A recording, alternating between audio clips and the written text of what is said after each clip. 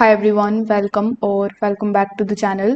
In today's quick video, I will show you step by step how to back up your photos to Google Drive in 2025 and then safely delete them from your laptop to free up the space. So without further delay, let's get straight into it. First of all, you need to open your web browser and search for drive.google.com. Over here, you need to first of all sign in into your Google account. Now simply click on this new folder option, then select the option of new folder. Over here you need to give your folder a name, so you can type something like photo backup 2025. After that, simply click on the create option.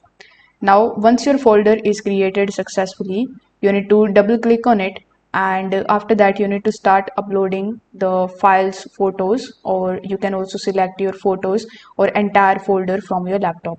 If you want to select one single file, you can click on the file upload option, but if you want to select the folder itself, you can also click on the option of folder upload.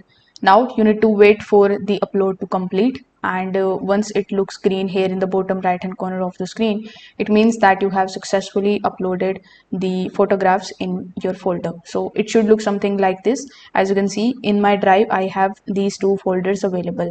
Now you need to open the folder in Google Drive to preview each photo, a few of the photo, to confirm that they have uploaded properly. You need to make sure that all of the important images are there and accessible.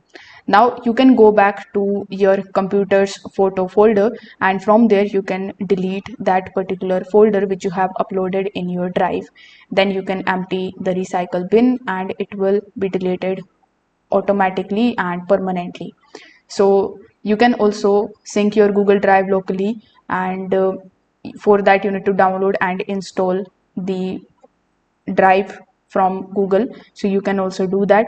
If this video helped you out, make sure that you like this video and subscribe to the channel. Thanks for watching.